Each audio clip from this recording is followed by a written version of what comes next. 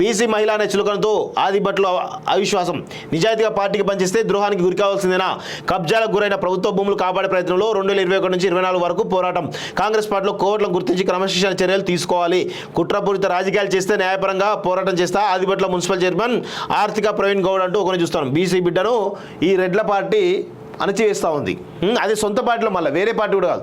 కాంగ్రెస్ పార్టీని నమ్ముకొని ఎన్నో కక్ష సాధింపు చర్యలు అవమానాలు వేదనలు ఎదుర్కొని కాంగ్రెస్ పక్షాన్ని నిలబడితే సొంత గూటి పక్షులే నన్ను గూడ నుంచి తరిమేసే కుట్ర పడుతున్నారు. దీనిపై కాంగ్రెస్ పెద్దలు సుదీర్ఘంగా ఆలోచించి ధర్మమైన న్యాయం చేయాలని ఆవేదనతో ఆదిబట్ల మున్సిపల్ చైర్మన్ ఆర్థిక ప్రవీణ్ గౌడ్ బీఆర్ఎస్ పార్టీపై సుదీర్ఘ పోరాటం అనంతరం కాంగ్రెస్ పార్టీ విజయం సాధించింది. ముఖ్యంగా బీఆర్ఎస్ పార్టీ మంత్రులు, ఎమ్మెల్యేలు వారి అనుచరుల ఆగడాలు ఒక్కొక్కటిగా వెలికి తీసి ఆదాబ్ హైదరాబాద్ దినపత్రిక ప్రజల ముందు ఉంచింది.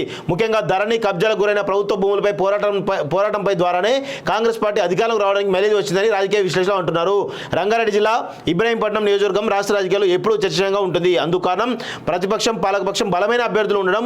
నియోజకవర్గంలో ఎలాంటి ఎన్నికలు జరిగినా హాట్ టాపిక్గానే ఉంటాయి.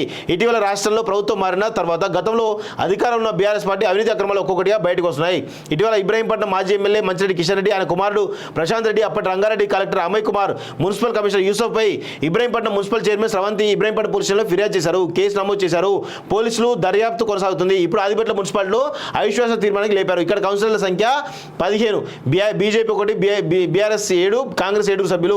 ఇక్కడ ఉన్న మున్సిపల్ చైర్మన్ ఆర్థిక Praveen Goud Congress party municipal chairman బాధ్యతలు స్వీకరించినప్పటికీ ప్రజా సమస్యలపై పోరాటం చేయడం, మున్సిపాలిటీ పరిధిలో అన్యాక్రాంతమైన ప్రభుత్వ భూములపై 2021 నుంచి 24 వరకు న్యాయ పోరాటం చేసి ఇటీవల ఆదిబట్ల మున్సిపాలిటీ పరిధిలోని సర్వే నెంబర్ 84లో ప్రభుత్వ భూమి అని బోర్డు ఏర్పాటు చేశారు.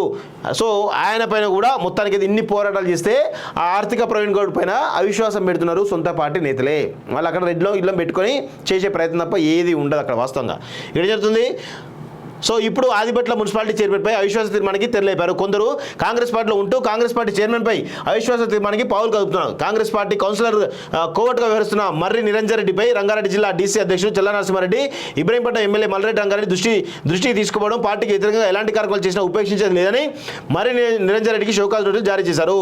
సో మొత్తానికైతే పాపం సొంత పార్టీ నేత బీసీ బిడ్డ పైన, అది కూడా మహిళా పైన ఈరోజు అవిశ్వాస తీర్మానం పెట్టడం ఏదైతుందో నిజంగా కూడా ఈరోజు కాంగ్రెస్ పార్టీ పునరాయించుకోవాలి. మీరు రెడ్ల పార్టీ ముద్ర ఉంది.